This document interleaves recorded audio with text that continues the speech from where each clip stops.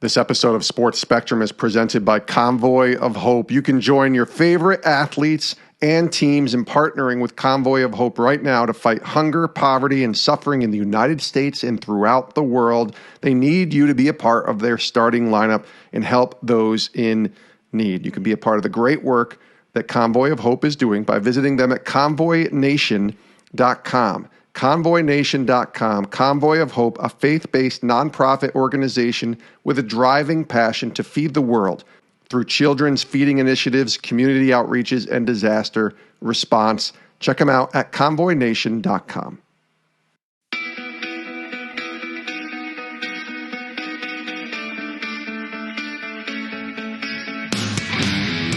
This is Sports Spectrum, the intersection of sports and faith, where we bring Jesus back into the conversation.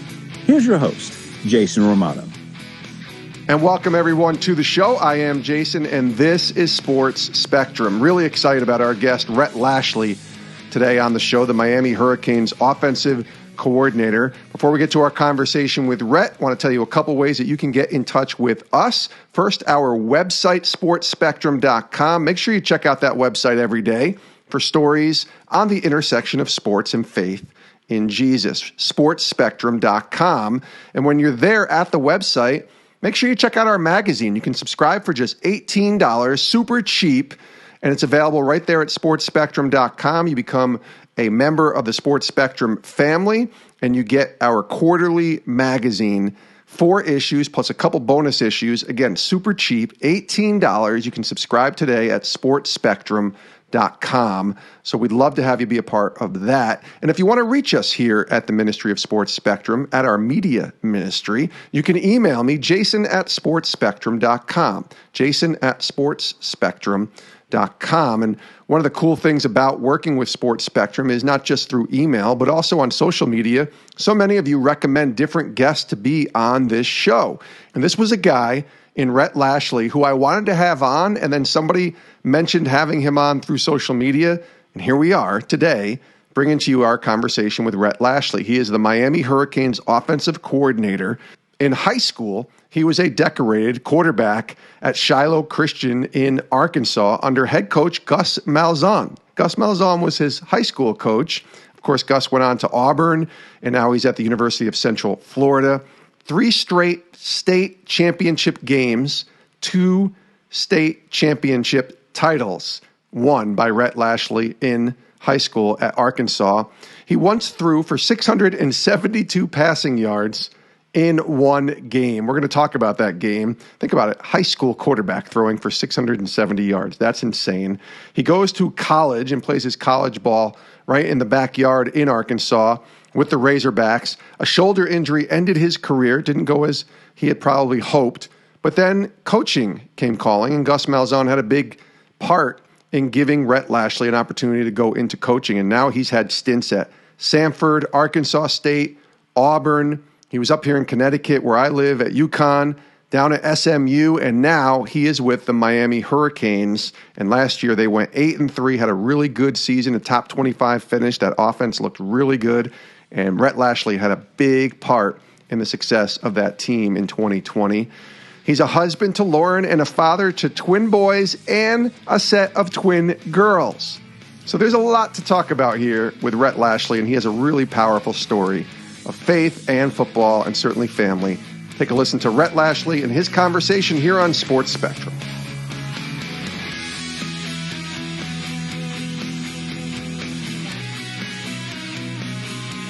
Rhett, welcome to Sports Spectrum. Jason, appreciate it. Thanks for having me on. Yeah, it's good to talk to you. I'm glad we connected over Twitter, which is always an interesting place to connect on. But I think there's a lot of good, even though there is a lot of bad on a social media platform. And so I'm grateful that we connected there. And I think starting off, what's the first question you want to ask a guest when you have them on? I think for you, maybe take us back to about 15, 16 months ago, right? And you had just taken the job with Miami. It's January 2020. Just a couple months before the world changes like we've never seen it change before, and the pandemic comes. So take us through that time for you, maybe leading up to preparation for, what you were doing at that point up into March of 2020, and then kind of the pivot that you had to make as a coach and the adjustments that you had to work through. Yeah. Well, I think, you go back to around January, I believe it was New Year's Eve and even January 1st of 2020 when, Coach Diaz and I were talking. We basically were getting to that point where I was going to be taking the job and coming to Miami. And so it started out in the coaching profession for my wife and I and our family is just another coaching transition, which we've made several that are stressful. But at that point, we've done it 5, 6, 7 times. So we kind of know what's coming. Turned into a little bit different one. I got down here, pretty much started work in the month of January, February, getting to meet players. And actually went out and recruited a few weeks in January. And then we were getting a staff put together on the offensive side, getting ready for spring football. That was going to be a big deal. We got a transfer quarterback, De'Aaron King, which we needed. And we started the very end of February, beginning of March, and had 4 practices, actually. We were going to have 4 spring practices, go on spring break, come back, have our other 11 practices. And we finished up on a Friday and I actually flew back to Dallas and was going to spend a week with the family. And then we were actually in transition to move. And while we're on that week, that's when kind of the whole world stopped and changed. And we went from preparing to have a good spring and then an off season in the summer and install a new offense and just life as usual and what I do to all that coming to a screeching halt, and ended up driving my family to 20 hours from Dallas to Miami later that next week. And we got into town on a Thursday night. Moving trucks showed up on Friday, and by Monday there was a lockdown and stay-at-home orders. So we made it just in time. But so it was an interesting transition, to say the least. How do those conversations go with your wife? I'm curious. I mean, you kind of know when you're in the business of being a coach, and I've talked to a lot of coaches on this show, it's kind of par for the course, right? You know that you could be going all over the place. I remember when I first got into this broadcasting business 24 years ago, and I was just dating my wife. We weren't even married yet. And I told her, I said, I'm going into this broadcasting business, and it's not exactly the same as a coach, Rhett, but in a lot of ways it may take me to Idaho and California and Texas.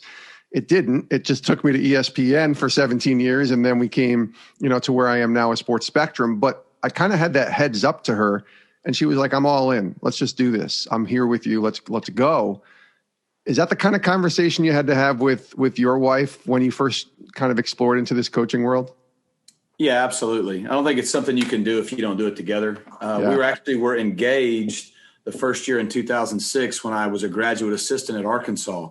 So she got to experience, we weren't living together because we were just engaged, but she kind of started to realize what a fall time constraints would look like for me and didn't really have a clue what she was getting into. I remember her saying at one time, she's like, I guess I just always thought like I was going to marry this guy and we were going to like go live in Africa and work in orphanages and we were going to do this and that. And I said, look, we both love the Lord and I'm just not called to that. So if that's what you think you want right now, maybe I'm not the guy. And obviously thankfully for me, she was okay adjusting kind of her vision. But it's been really cool if you hear her say it. She'll say that part, but then she'll say what I have fastly realized is that, we have over 100 kids on every team. And she's like, that's kind of, they're like my boys. And that's like a mission. That's like our mission field almost to some degree in what we do. And then we have 4 kids of our own. So that, I think that altered that too. But you have to do it together. I've told her since the very first time after we were married, we went to Auburn.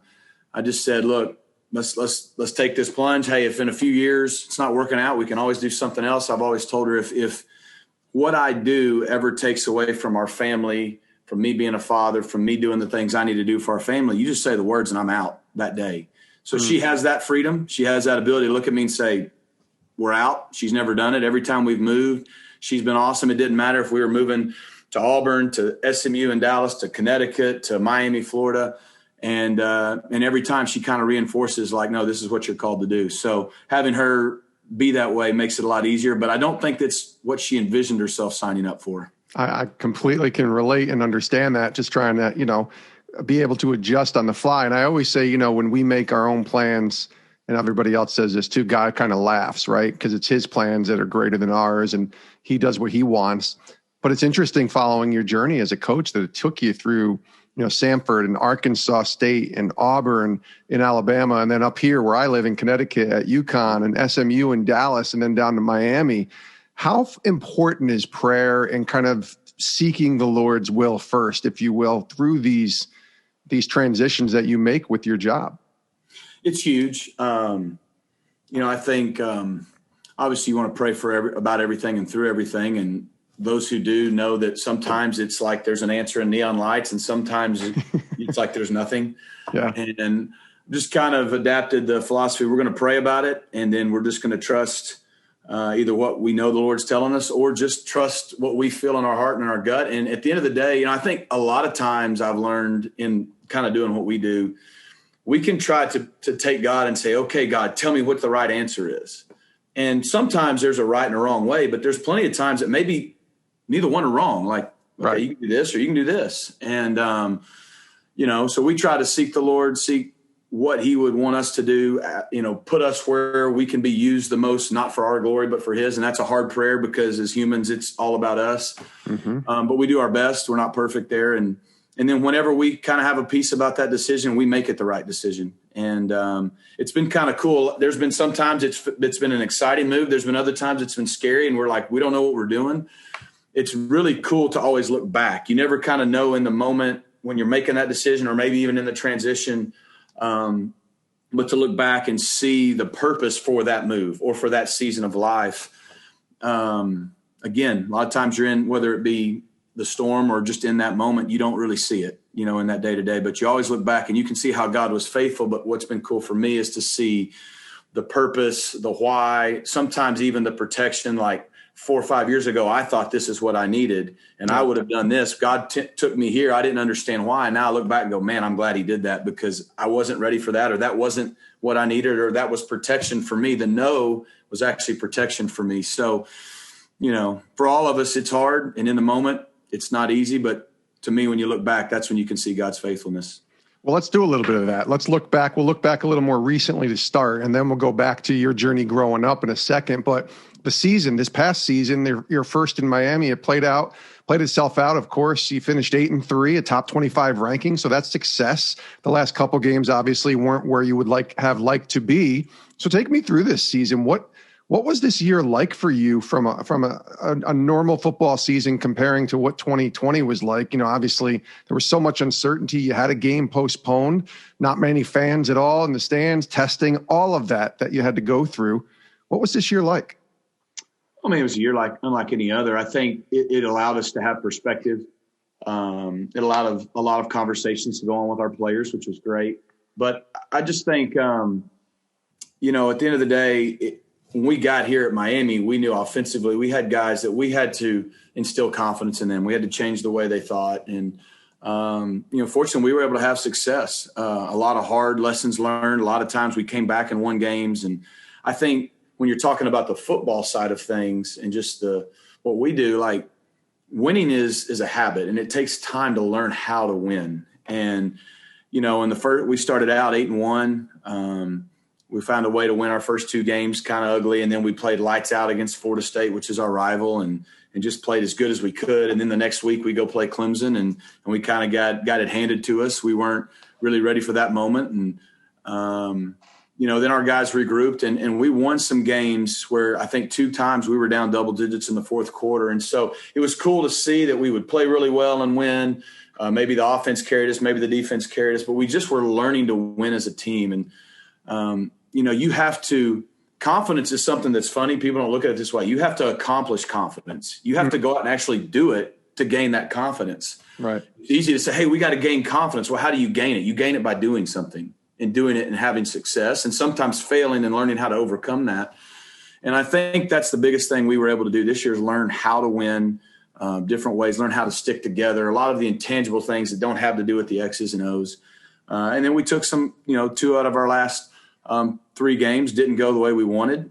And then, of course, our quarterback hurt his knee in our bowl game. So just, but that's life. And that's why we do what we do is, we always have a vision going into every game. I'm a pretty positive person. I assume we're going to beat everybody we play or I won't show up. That's right. Sometimes it goes great. Sometimes it's hard and we find a way. And sometimes it doesn't go our way, but you just always learning how to battle through adversity and overcome things. And the cool thing about what we do is you get to do it together as a team. The cool thing about this year in 2020 with all the many, many things that were going on, whether it be COVID, whether it be, political climate, the racial injustice, all the things that were going on, one of the cool things I love about sports is sports can connect people and bring people together. Different racial backgrounds, different walks of life, different religions, different everything. And it's funny how guys, we can all come together for a common purpose. Yeah. We as players, we talk about the locker room, and the locker room just has a different feel maybe than society does at times. And, that's what is always cool to me, watching a bunch of guys from different states, different walks of life, different family backgrounds, different racial backgrounds come together for one common purpose and work together to achieve something. That's what I love about what I get to do. And you've been at some pretty awesome programs, but the Miami Hurricanes, like there's a tradition there. There is a passion. Their fan base is rabid. Any of your alums, all you got to do is watch Michael Irvin on a Saturday. And you know how important Miami Hurricanes football is to somebody like him who played there. So there's got to be some fun in that, and also some responsibility in coming to a place with such a rich tradition too. Oh, it's the U. I mean, we all of us grew up knowing the U, from the 80s, 90s, early 2000s, and it's a national brand. And to your point, it's the who's who, whether you're talking about great NFL players, you're talking about The Rock, there's all in between. And there's a healthy responsibility and pressure with being at a place like University of Miami. But if you're a competitor, that's what you want. You want to be at a place where the fan base is incredibly passionate, where winning at a high level is the goal. And then that's obviously at a place where you feel like you can achieve it as well. So yeah, it's like everything else. There's good and bad with it, but it's the U. Let's take a quick break to tell you about our partners and sponsors today, Convoy of Hope. And in the United States and throughout the world, countless families are living on the fringe or have fallen into the depths of poverty and suffering. And Convoy of Hope is doing something about it. They are fighting hunger, poverty, and suffering in the United States and throughout the world. They're a faith-based nonprofit organization with a driving passion to feed the world through disaster response, community outreaches, and children's feeding initiatives. And right now, they want you to join them in the starting lineup. So you can join your favorite players and teams in partnering with Convoy of Hope to fight hunger, poverty, and suffering in the U.S. and throughout the world. In doing so, you can advocate and give and network and volunteer to help ensure that those in need receive hot meals, groceries, haircuts, health and dental screenings, family portraits, socks, shoes, clothing, school supplies, hygiene kits, and much more. To learn more and be a part of the great work Convoy of Hope is doing, you can visit them at convoynation.com. That's the website to donate, to get involved, and to sow into the wonderful ministry of Convoy of Hope, a faith-based nonprofit organization. Check them out at convoynation.com. Rhett Lashlee is our guest here on Sports Spectrum, Miami Hurricanes offensive coordinator. So we were talking about going back. Let's go back even further and learn a little bit about your journey of faith and football. Growing up in Arkansas, high school quarterback at Shiloh Christian School, had a lot of success there. I have to imagine faith and football were kind of embedded in your DNA from an early age. It was, not to go down a rabbit hole, but just my story. My parents divorced when I was 3 years old. And so I was doing a kind of a visitation deal. And this gets into kind of why I coach and do what I do. But, they divorced when I was 3. And both my biological father remarried when I was 6. My mother remarried when I was 7. My mother remarried a man named Phil Phillips, who is one of the biggest, most influential people on this earth to change my life. Other than my mom, I got to make sure she's number one. Don't want to mess that one up. But right. And so the way my journey went, from the time I was really young till 13, I was kind of back and forth visitation. I had a father who was an alcoholic. He was a great man. He was brilliant. He was an attorney, but he just, like anybody, he was an alcoholic. He was addicted to something. He had a sickness, and he ended up kind of leaving my life at 13. And basically did one of those, hey, if you ever want to have a relationship with me, you know where to find me kind of deals, and left. Sure. And I, fortunately for me at 7, a man entered my life named Phil Phillips, who actually had played college football and been a high school coach for 8 years. Wow. And at this point, when he entered my life, he was out of coaching in the private sector, had his own business, and was very successful. But he was kind of a coach at heart. His mindset was as a coach. And So he really helped show me, what it's like to be a man, how it's to treat a woman, treat your wife, that fatherly love that we all crave and need, that there was kind of a hole for me. And so I consider myself blessed. A lot of people don't get that. A lot of people grow up without a father or without that fatherly love. At 22, my father decided to come back into my life. He was there for 6 months and then he passed away. Wow. And, it's funny though. It was really sad, on those moments. At that point, I was blessed to be where it was sad that what could have been was kind of what was going through my head. It was like, at this point, I have a dad, someone who's raised me. I love, I'm blessed, but we all have this craving and this yearning for that earthly father of ours to show us, hey, I'm proud of you, or I approve of you, and that love. And it was kind of sad, not to get too morbid, but, in his will, he left me $13. Yeah. That was the age I was when he left. And so there was a lot of sickness there. Yeah. And I'll come kind of full circle on this. What that does, though, to me, that's the way God used that to help motivate me, hopefully down the road, to be a better father for my kids. And yes, going back to what you said, I was fortunate in between all of that to go to Shiloh Christian School in Northwest Arkansas. And Gus Malzahn shows up when I'm in 7th grade to be the head high school football coach at my school that had never made it past the second round of the playoffs.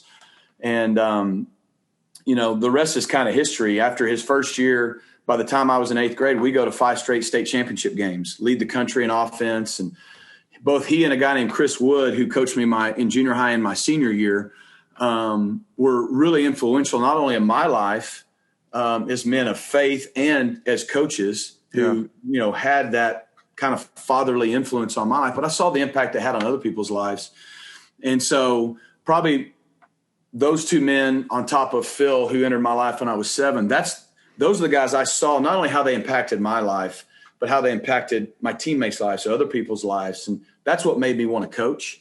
And so that's kind of my story in terms of why I do what I do. In terms of faith, I was about 9 years old, and I had a mother who prayed for me daily. You talked about prayer on the front end. I had a grandmother, her mom, that prayed for me daily. And, I think in James 5:16, I believe it talks about the prayer of the righteous person is powerful and effective. Yes. And I don't think there's any way from 3 to 13 with all that was going on in a young boy's life. And I don't think I was a great kid from what I've been told, but I like to think differently of myself. I would be where I was today if it wasn't for the power of prayer and the people in my life. I think life's about people. And not only those coaches I mentioned, but I was blessed to go to school with some awesome boys my age. One is Nick Floyd. He's the pastor at the church there in Northwest Arkansas now. Ryan Blackwell, he's the associate pastor there. Sean Hyde is out at Saddleback running the kids ministry. Drew Tucker planted a church in Tampa, Florida. That's just 4 names of guys that I grew up with K through 12, and they were my guys. It's about people that they were able to help me too at times. And I found the Lord. I gave my life to the Lord when I was 9 going on 10 years old. At that time, I didn't really know what it all meant, but I did. And then as my walk continued into 6th, 7th, 8th grade, I really learned what it was like to have a relationship. But it was because of the coaches, the men, and the people in my life, I think, that really, changed the course of my life. As a man who had a dad who was an alcoholic as well, my story, and had to work on forgiveness, and I wrote a book on that topic because it was so hard for me to forgive my father. If you don't mind, I'd like to ask you what that journey was like for you on having to walk through forgiveness, even maybe some bitterness that you might have had there, especially later in life, and you only get that few months and then your father passes. If you were okay with that, would you mind sharing kind of what that was like?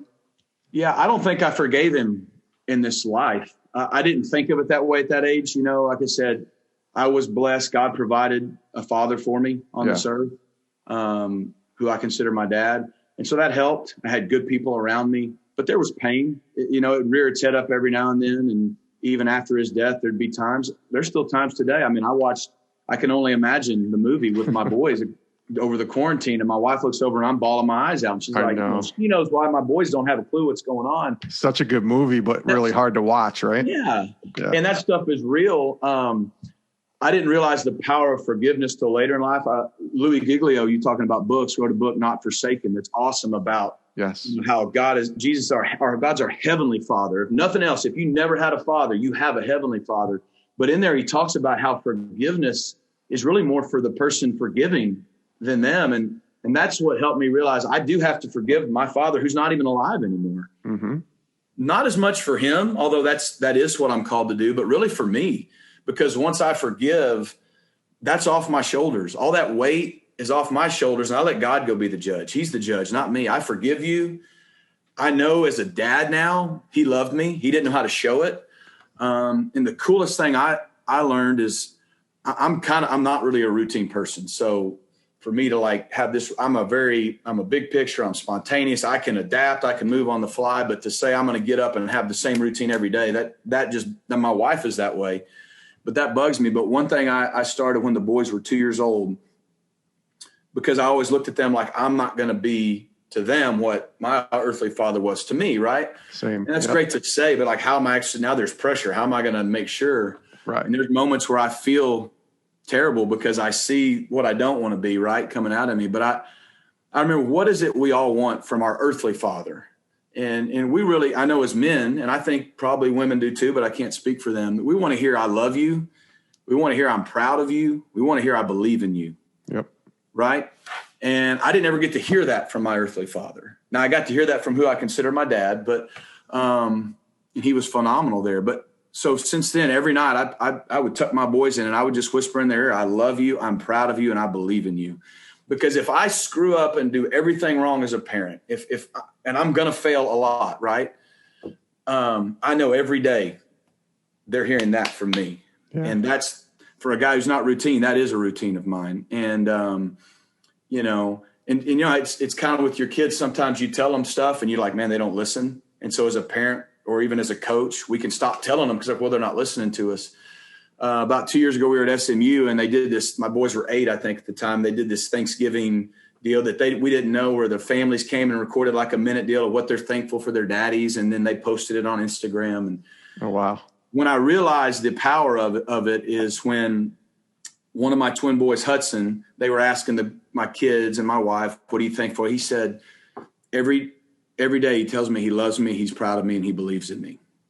Wow. He and I never talked about it. And they were actually to the age where some nights I would come in and whisper to him like, yeah, I know, Dad, I love you. I'm proud of you. I get it. Like leave me alone. And, but that's when it like hit me like they get it. And to me, I always try to go back and say, okay, Jesus is the perfect representation and picture of everything for us. Sure. Well, what was God the Father's relationship with Jesus? We can look at that from Jesus's perspective with God as our heavenly Father, but also from God's perspective with Jesus as his son. And, he says in Matthew, like this, the first thing he tells everybody is, this is my son whom I love. With him, I am well pleased. And me, he's saying, I love him. I am proud of him. I believe in him. And Jesus was fully man. So he needed to hear that. I need to hear that.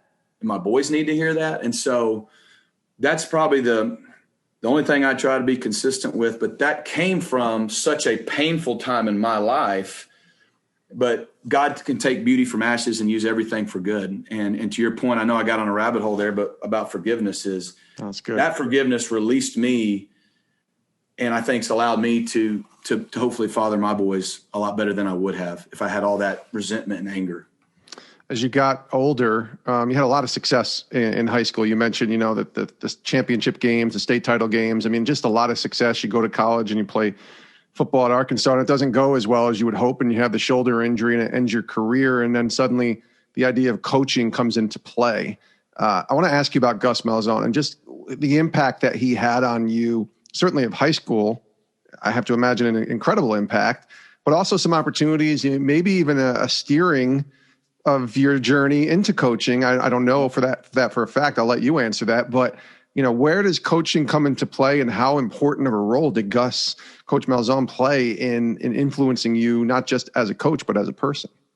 Oh, he played a huge role. I mean, he's my high school coach, right? And we all, if we played sports growing up, we know the meaning of what a lot of our high school coaches meant to us. And he had a profound impact because he believed in me, made me the starting quarterback as a sophomore when I probably wasn't as good as the guy ahead of me yet. But he saw, I guess, some things. And and then after I was in this, we don't have to get into all the things I learned playing for him, but sure. Then after that, 2 different times he took me to Arkansas and to Auburn to help me get into this profession.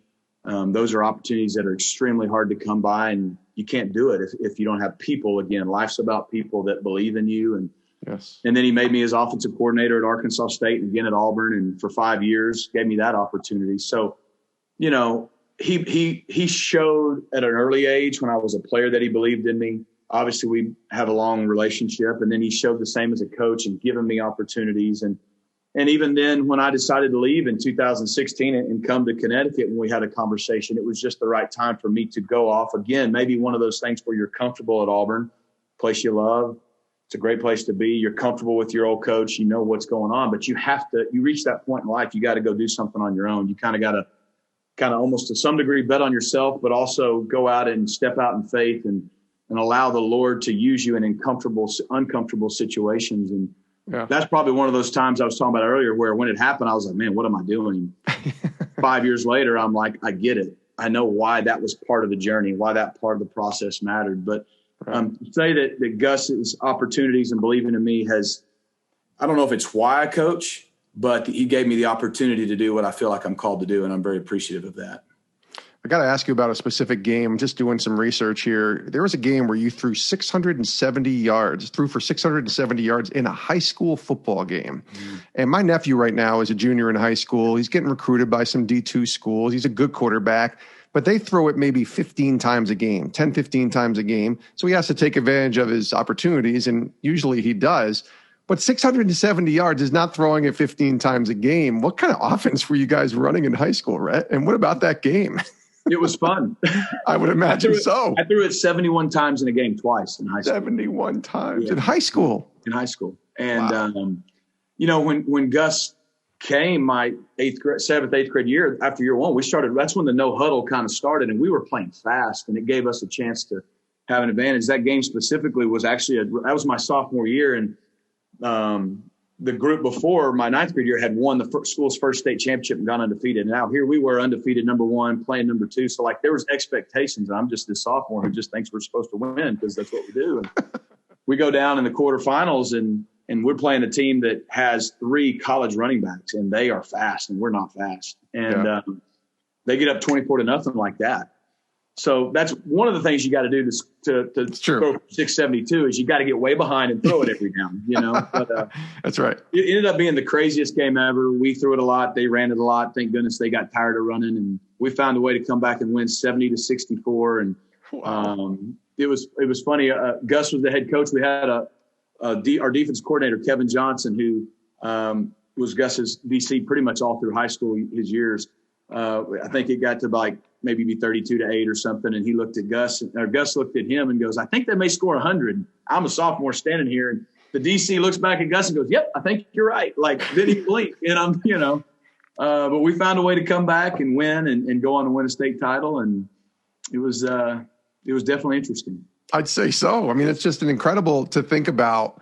I watch a lot of sports, obviously. And if you see that kind of a game in college, it usually was like in the Texas Tech years when Mahomes was there, he would throw for 600 yards. They'd score 50, 60 points a game. And you'd be like, wow, that's all they do. And it's just different to watch from a typical football system. Even those that throw a lot mix in the run. There's defense. There's other, challenges that come throughout the game. So to have those kind of games are just incredible. When you read about it, right? You talked about looking back. All you do is you just shake your head when you see a game. There was no defense being played. No defense at all. That's why you're an offensive coordinator, right? There you go. Exactly.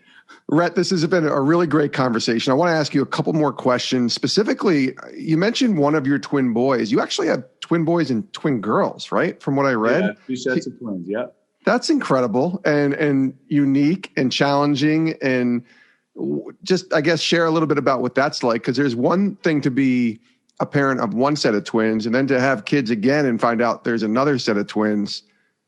Here we go. It's one way to live your life. We don't know any better. It's everything, is 2 by 2. And, we were really blessed to have our boys, who are 10 years old now. Mm-hmm. And then, we actually had 3 different times. A lot of people don't know we had some complications with potentially having single children, and it just never happened. And then we were pretty much just to that point where we were at a place of contentment and happy, like God's given us 2 healthy, awesome boys, but more than we could ever ask for. And next thing you know, we're pregnant with twin girls. And, again, that goes back to just, my wife would have told you, and I never would have thought I'd have 1, much less 2, but I wouldn't have it any other way. We don't know what to do with 1, but it's so fun. It's crazy. There's never a quiet moment in our house. All 4 kids are totally different. But it's an incredible blessing that, again, to me on this earth, in an earthly way, that's the biggest calling we have, to influence our 4 kids for the Lord and to make others better. So in a non-pandemic year, as a dad, we have a lot of coaches that listen, a lot of high school coaches, and even just a lot of men who are enthralled in their work and obviously spend a lot of time at work. I'm that way, and I also was that way, probably even to a lesser extent, or more to my detriment, if you will, during my time at ESPN. What's your advice, or some of the lessons that you've learned in trying to balance that, right? Yeah. Like being all in your job, being great at it, but still being present with your kids, being able to tuck them in and tell them how important they are and loving them.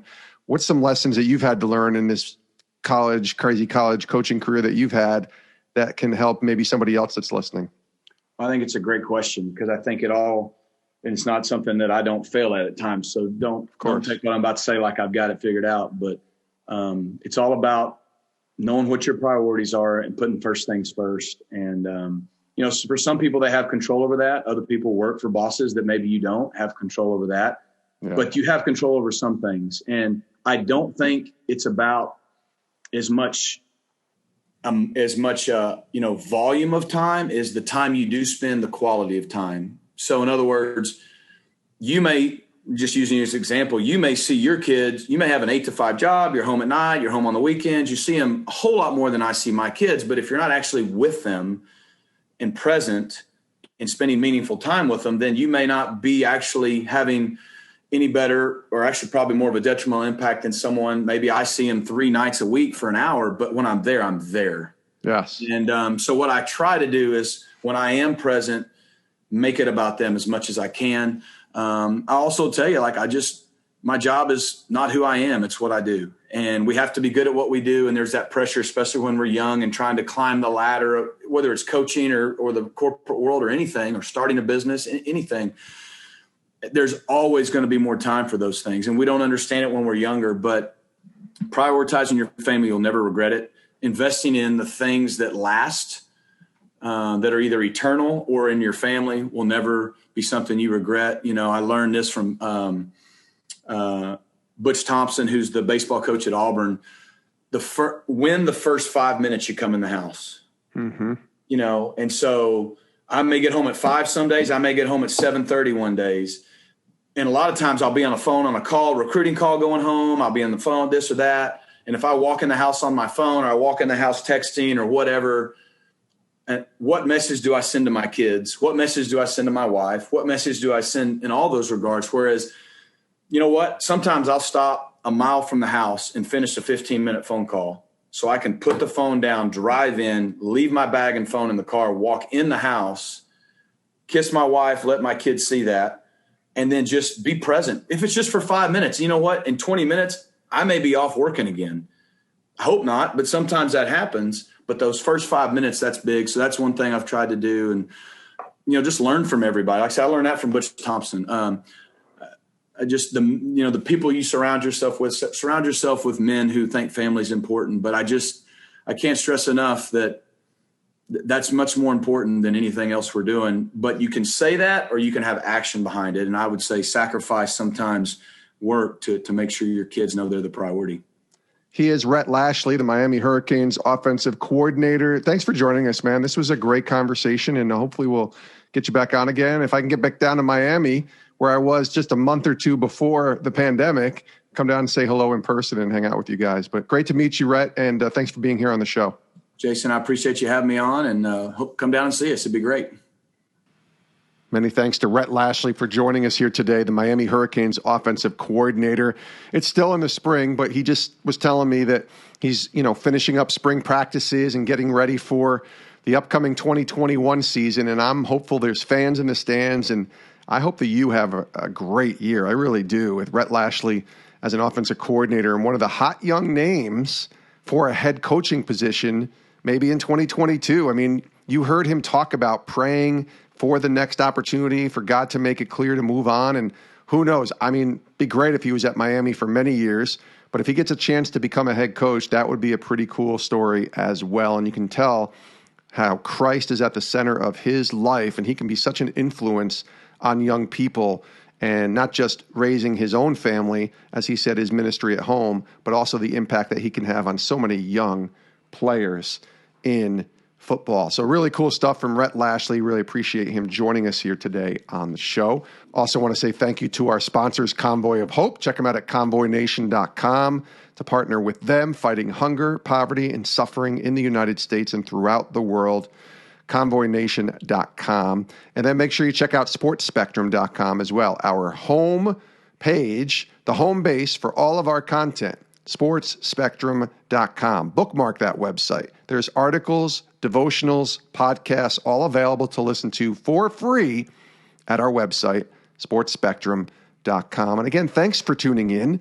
If you're listening on whatever app you're listening to, I should say, on the podcast, do us a favor and click that subscribe button so you never miss an episode of Sports Spectrum's podcast. We got hundreds and hundreds of interviews that we've done, and we continue to bring 2, 3, 4 interviews every week because we believe in telling stories of the athletes and the coaches who love Jesus and are influencing the influencers. So a really cool opportunity today to talk to Rhett, and a really cool opportunity to talk to so many others here on the podcast. It really is my treat and my honor, and I'm just thankful that God has equipped me to be able to use any gifts that I have to be able to bring these stories to you to listen to each and every day. So thanks for tuning in. We love you guys. We'll see you next time right here on Sports Spectrum. Have a great rest of your day. We'll see you next time.